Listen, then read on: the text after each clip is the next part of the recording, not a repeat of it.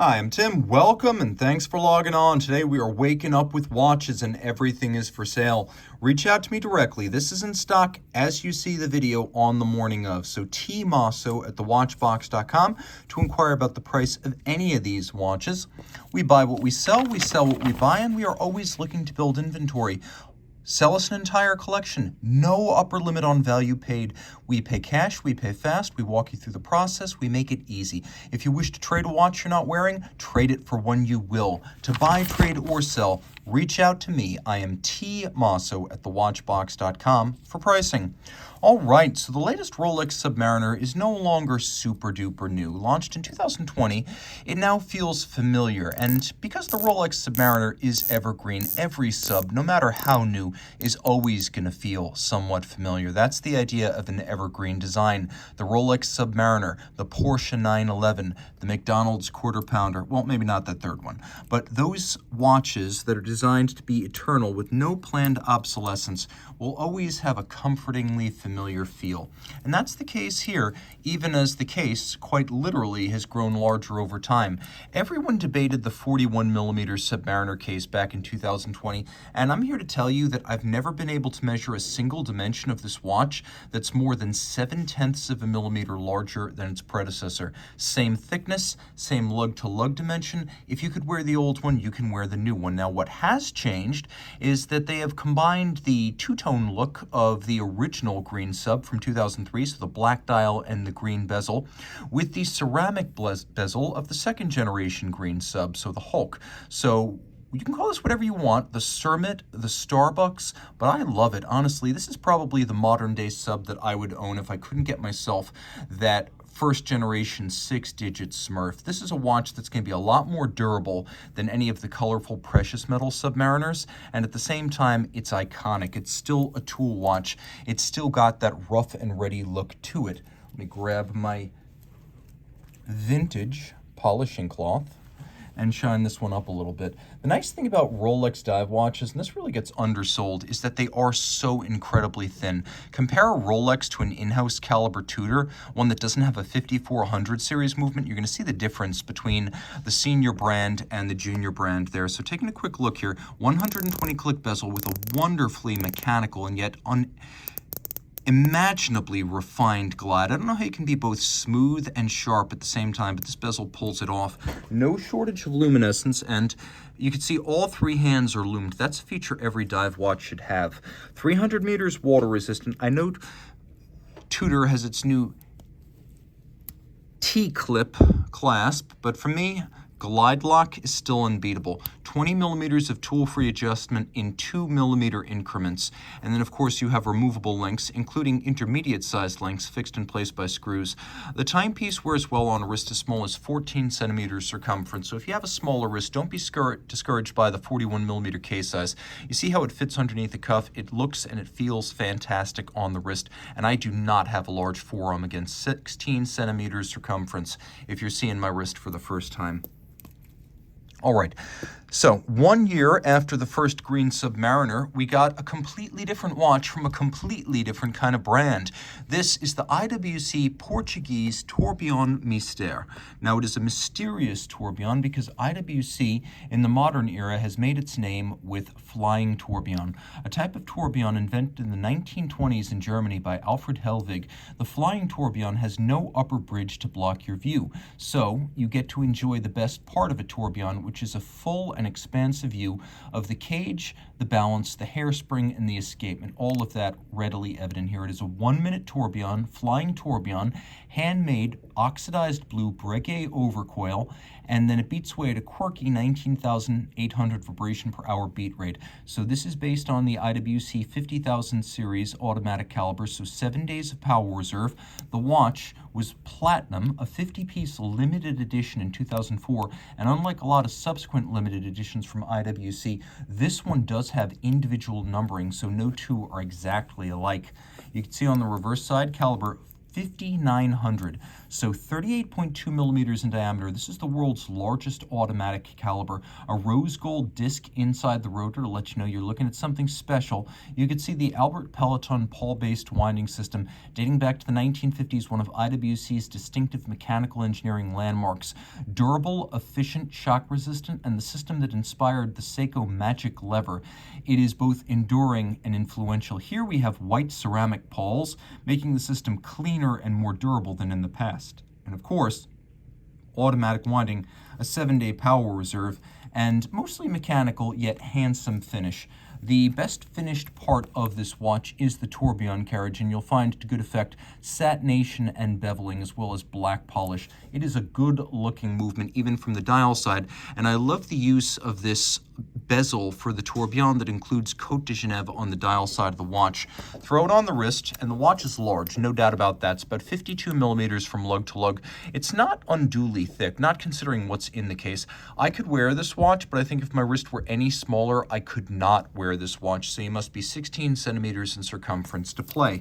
One feature that I really love here is that they use the old style International Watch Co. logo inside the clasp of this special edition model, which is very cool. And yes, the clasp is platinum to match the case. Let's take two completely different types of dive watches, starting with one that is surprisingly accessible. Back in 2020, Sinn gave us a more wearable version of its long-running U1 U-boat steel dive watch. This is the Sinn U50, 41 millimeters in diameter. It's a smaller, friendlier Sinn timepiece that includes a lot of their proprietary technologies. Let's talk about U-boat steel. What is it? Well, it's the kind of steel used on modern-day German submarines. They make them for their own navy. They're also one of the top exporters of diesel-electric submarines in the world. Now, the advantages of this sub-steel is that it is both more resistant to corrosion and it's harder, whereas a standard stainless steel is going to be between 200 and 300 Vickers. This is between 300 and 400. Now, they do something else. They use their Tegament carbon diffusion process to harden the steel on its face down to several microns, up to 1200 Vickers, which is getting darn close to the hardness of ceramic. The only cases that Sinn will coat with its hard black substance today are tegamented cases, and the reason for that is the hard black is thousands of Vickers. It's almost impossible to scratch. But if there were a soft steel under this super hard substance, impact on the case could cause the collapse of the underlying steel in a dent, which would allow the hard black to fracture or chip. So using hard black on a hardened Tegament steel or titanium case means that you have U-boat steel, the Tegament coat on top of that, and the hard black coat on top of that. So you can scratch this thing with a razor, with your car keys. You won't be able to make a mark. You'll wear off the metal from your keys, but you can rush it right off the side with a pencil eraser. You can only put a deposit of metal on the side. You cannot gouge it. It's that durable. Now, this is a wonderfully tactile bezel. It is a 60-click bezel. Those 60 clicks are really loud, and the detent is dramatic. And I'll also say this, the dial is super subdued. You've got red, you've got white, you've got matte black, resists glare beautifully, tons of luminescence, no shortage, and all three hands are luminescent. You align the bezel pearl with the minute hand, and now you have a 0 to 60 minute timer. And it's a captive bezel, so you can see the little screws are used to hold the bezel to the case. That makes it more durable. You can't accidentally snap the bezel off the case like you could with a Rolex, a Tag, or an Omega. You need to dismantle it and remove the screws. Breitling and Sinn are the foremost users of this system. The watch is ambidextrous because the crown is off-center, and then we've got lugs that are under 48 millimeters lug to lugs. This is a really easy watch to wear. It's also under 12 millimeters thick. We've got a deployant clasp, which is also tegmented and hard black. There is an extensible system built in, so you can actually slide the strap out and adjust it over a dive suit if you're using one. Inside, we have a top-grade Sellita SW300, which is Sellita's version of the ETA 2892A2. So automatic winding, 42-hour power reserve, 4 hertz beat rate, 25 joules, hacking seconds, and a quick set date.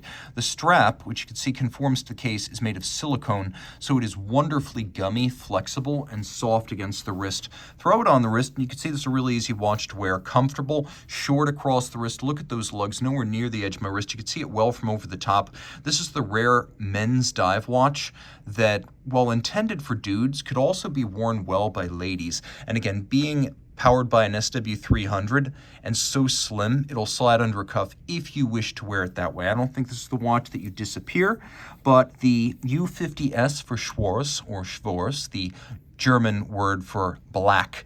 This is a watch that will fit underneath the sleeve if you must.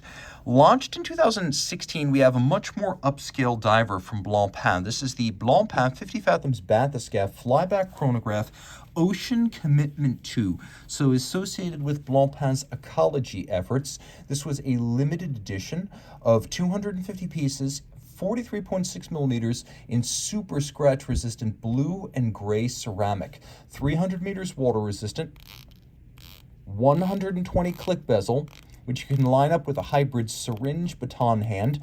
Now you have both a flyback chronograph, which I can reset and restart just like that. With the flyback, you don't have to first stop before resetting. Let me show you how it works on a normal chrono. So you start, you stop, you reset.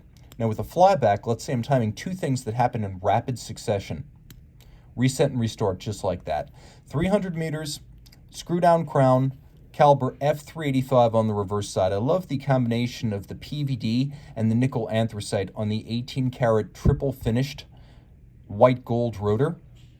It's a 50-hour power reserve, vertical clutch with column wheel. You can see the column wheel in action. The feel and the sound is world-class, one of the best column wheels I've encountered. You can also see how the chronograph starts without any jump or extraneous motion because the vertical clutch has no wear and tear or play inherent, which also means because there's no extra wear and tear, you just leave the chrono running full time. It has hacking seconds, a quick set date. You can see a full balance bridge, dual anchored, free sprung for durability, and 6 position adjustment, not 5 like a chronometer, 6. Anti-magnetic silicone hairspring. One of the driving wheels of the chronograph is actually inspired by the Lamborghini Aventador, a sideways nod to Blancpain's longtime association with the Italian supercar brand. Finishing across the bridges is interesting. It's a sort of snailing pattern that seems a lot more contemporary than Côte de Genève, and I'm glad to see it. There's engine turning on the base plate, bevels that are a mile wide and quite impressive on a mass-produced movement. Screw heads are black polished, wheels are satinated. There's even beveling on the screws, which is quite impressive. And it beats away at an El Primero style 36,000 vibrations per hour. A lot of people in the industry don't know about this incredible automatic 50-hour movement. So they don't realize that Blancpain has one of the most impressive chronograph calibers in the business in-house.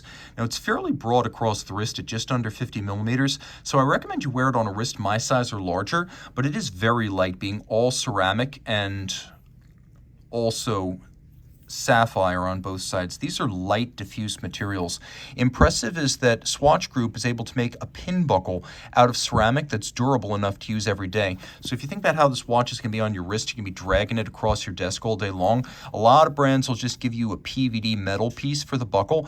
Blancpain, because of its resources in the Swatch Group, goes all the way, matching pin and buckle in ceramic. A really cool watch. Rubber-lined strap with sailcloth as its primary constituent. This is the kind of strap that can last a decade or more.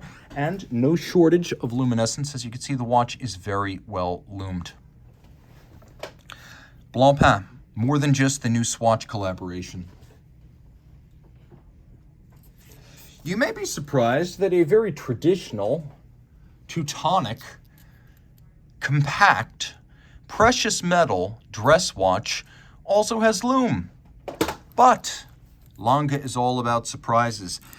Retailed in 2001, which was also the first year for this model, we have the Langematic Big Date, part of the Saxonia family, only 37 millimeters in diameter in red gold. We have a dial that is made of sterling silver, black galvanized, with rose gold hands, date frame, and indices. Because it is the Saxomat, I pull the crown, and it automatically hacks and zero resets the seconds hand to 60, so I can easily set this watch against a reference time. You saw the lume, now you can see the quick set system for the oversized date, the panorama datum. The Lange double date began life as a JLC patent, and during the early days of the Lange brand, Gunter Blumlein, the German watch executive, donated the JLC double date to Lange. JLC later created its own, but this started life as a JLC patent, even as it's become one of the most distinctive features of Lange watches. This one has an unusual feature. Most of these were delivered with pin buckles. This one has a full folding clasp, which would have been a ruinously expensive upgrade option at the dealer. Flip it all over. We have caliber L921-4. This is the Saxomat, so it's a 3/4 automatic rotor, and so thin like a micro rotor with an open caseback vista unblemished by a rotor or its winding bridge. You have a bigger rotor though, and it's a more efficient winder because of it. Note that we have both 21 karat gold for the rotor and platinum for the mass, held together by blued screws. I don't know of any other company that does a double precious metal rotor like that. 46-hour power reserve, 0 reset. It does feature a 3 hertz beat rate once it's up and running, so 6 beats per second. It's adjusted in 5 positions, which is that high horology and chronometer standard, and all of that pivoting on 45 joules. The bridges and the plates, you can see they have a golden hue because they're made of a nickel copper zinc alloy known as German silver, which is very similar to what would have been used in the pocket watch era of Lange watchmaking. That's why it's employed here. We have stripes across the bridges, engine turning on the base plate, black polishing on the ratchet wheel, the bearing center, the swan's neck fine adjustment mechanism, and then also for the cover of the escape wheel cock, which has a sharp interior angle on it, which is nice to see. We have mirrored bevels. We have both polished and blued screws. The blued screws fired blue, snailing below the rotor, which I love to see, and then a freehand engraved balance cock finished with a burin by eye-hand coordination, and a 3/4 style bridge. Even though it's not a true 3/4 because it does break up for easier servicing, it looks a lot like a pocket watch style bridge. A really good looking watch that wears well on all sorts of wrists. Because this is a 37mm case, it does wear well for both men and women. You're going to find it's an outstanding dance partner, and it's a kind of watch that looks good on any wrist. It doesn't have to be big to have big presence. The style, the balance of the dial, its symmetry, and the punchy contrast between red gold and a black dial makes a big statement without a big case.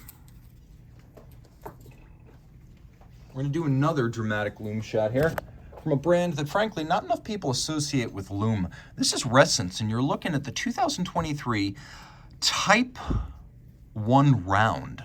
So this is a 42.7mm round titanium case you're going to see in a moment, and it has, let's zoom in a little bit closer if we can, it has an incredibly unique dial where every single display rotates on its own axis as well as relative to the center point of the dial. Now it's also a regulator because you have separate hours, minutes, and seconds. You also have a day of the week indicator, so 7 little arcs representing the 7 days. You can see that we have them in orange to represent the weekend, and it moves in a clockwise direction, so you can tell AM, PM by looking at this dial. So you can see right now it is 11, almost on the nose. It's 11 right there. Let's just turn this back so you can see.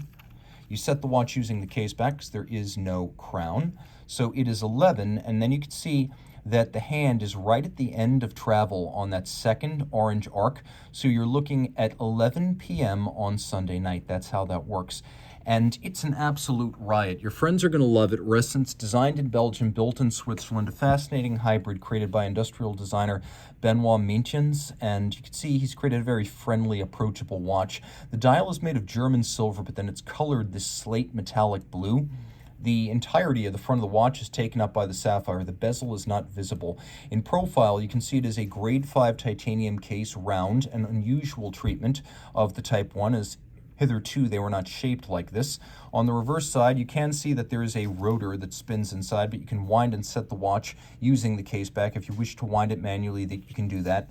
It has an ETA 2892A2 base with the ROCS module on top of it. Now, the ROCS module is a movement on top of a movement, and it has over 100 pieces, and it is a fascinating piece of manufacture watchmaking that when hitched to the ETA base gives you a slim profile, a bomb-proof tractor caliber, and yet a lot of original watchmaking built into the watch. Here we have a Velcro strap. It's a hybrid of Velcro and leather, and that's a great way to wear the watch because the Velcro over its span is infinitely adjustable, so you're not going to wind up in between sizes the way you can be with a perforated strap and a pin buckle. This is a really lightweight watch, and although it is 48 millimeters lug to lug, it wears almost lugless, like a round watch. So a man can wear this, a lady can wear it. The edges of the case are so far inboard, the edges of my wrist, that it's almost not even worth showing you. Super flat flush. It's made of sapphire and titanium. It's feather light, and since the introduction of the 2892 in place of the older 2824 back in 2019, the Ressence non-oil filled watches have become quite slim indeed.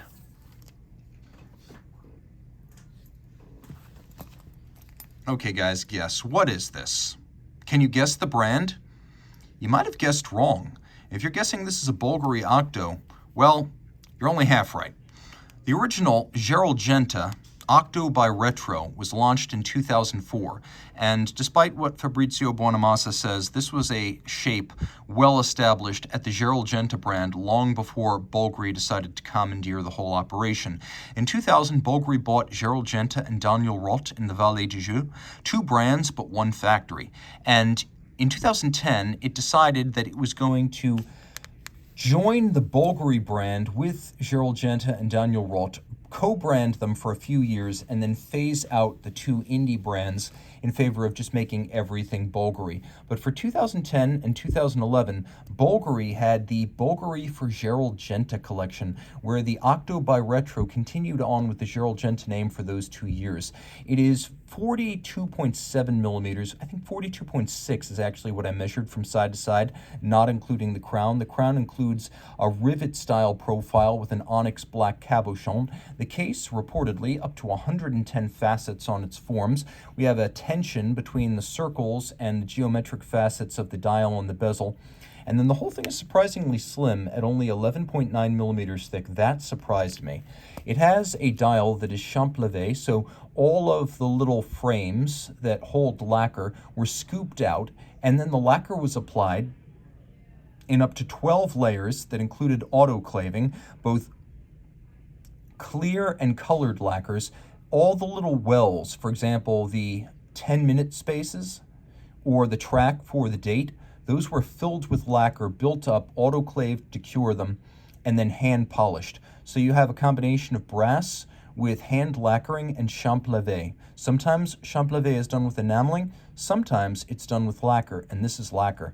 There's a little trigger on the side you can use to adjust the hour without moving the minute indicator. So if you've got the minute really dialed in, you can use that, but most people are just going to use the retrograde minutes display and the jump hour to make quick setting changes. What's also important here is that the watch retains the underlying quick set of the base caliber, so you can quick set the date if you wish to do so. It is a by retrograde with retrograde minutes and a retrograde date.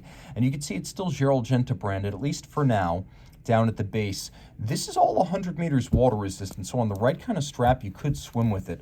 On the back, we have that GG 722. It's actually two things. It is a Gerald Genta patented and in-house by retrograde jump hour module on top of a Girard-Perregaux 3300 base, and there's a very handsome and unusual finish that various Genta and Bulgari literature over the years described as potter's gold and old gold. So you have this pale yellow gold gilding of the brass bridges and plates, and then the rotor itself is actually made of gold.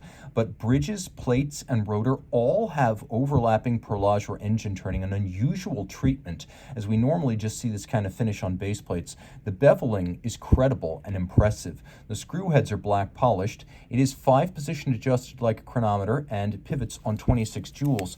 My favorite piece of the finish is the combination of the perlage and the yellow gold. But my second favorite is this double solarization on the barrel itself, which looks fantastic. And again, you can see how impressive those bevels are. With a 45-hour automatic winding power reserve, and though the watch does not have stop seconds, pull the crown and you will hack the movement. A little quirk retained from the original Girard-Perregaux tractor caliber. The watch wears well on my wrist. I wouldn't necessarily wear this watch on a smaller wrist than mine, but you can absolutely wear this on a 16 centimeter circumference wrist or larger, and it is thin. You'll find it wears easily underneath a cuff. It's equipped with a full double folding clasp for security so you don't drop it, and the Gerald Genta brand is back, though in some ways it never went away, as Bulgari was always providing parts, service, and even Gerald Genta branded straps for these older watches, so you don't need to worry about that. Gerald Genta Genta as a brand is back. You're going to see a lot more Genta branded watches, no longer subsumed by the Bulgari parent, and that is a good thing for the industry. Okay, back in 2015, Max Busser and his friends at MB&F gave us the most complicated MB&F watch yet, the Legacy Machine Perpetual. So the Legacy Machine of 2011, originally a collaboration with Kari Voutilainen, was an answer to a hypothetical question: what if an MB&F watch had been made in the steampunk era of H.G. Wells and Jules Verne back in the late 19th century? Not as a pocket watch, but as a wristwatch. What would that watch look like? And the Legacy Machine was the answer. With a dramatically domed crystal and a round pocket watch-like case with stepped-out lugs, the Legacy Machine was a hit. But it wasn't as complicated as the collaboration with Stephen McDonnell that came in 2015. This watch is 44.5 millimeters in diameter. It includes a twin barrel movement with a 72-hour power reserve, and like the Legacy Machine split escapement, the escapement is on the bottom. We'll fire all this up, and then the balance sits on the top. Twin barrels, 3-day power reserve. We have a 14-millimeter recessed bolt free-sprung balance on a gloriously polished and rounded steel balance bridge. This is free-sprung with an overcoil, and it's beating away at a stately 18,000 vibrations per hour. Irish independent watchmaker Stephen McDonnell created a perpetual calendar system that did away with the traditional and space-consuming grand lever system. So this is a perpetual calendar that's based on a 28-day program wheel. Essentially, a conventional February is the base case. We've got a power reserve indicator over here at 4 o'clock. Over at 7, we've got a leap year indicator. We have the day, the date, the month. All of the subdials are lacquered, and the finishing is visually spectacular. You'll also see that we have little pusher adjusters that can be used for jumping these individual indicators without reliance on a tool. On the reverse side, the bevels are glorious. The interior angles are many. The ratchet wheels are solarized. The stripes are deep with a lovely shading from side to side. We have little golden chaton fixing the pivot jewels a la pocket watch. Engine turning on the base plate. Satination on the wheels, and impressively, this is something you rarely see even on high-end watches, a high degree of beveling inside the wheels on the inner circumference and the spoke. The watch has a full clasp. You can see it is white gold like the timepiece itself. This is the white gold model. 44.5 is large, but because of the way the lugs are shaped, this does actually fit on my wrist. As with the Gerald Genta we saw before, my wrist is the lower limit, but it works. If your wrist is 16 centimeters circumference and up, you're going to find it's very agreeable. Oh, by the way, look at that incredible extended balance staff running up from the underside of the movement all the way to that position superimposed above the dial. If you love what you see here, reach out to Team Mosso at thewatchbox.com for purchase and pricing details.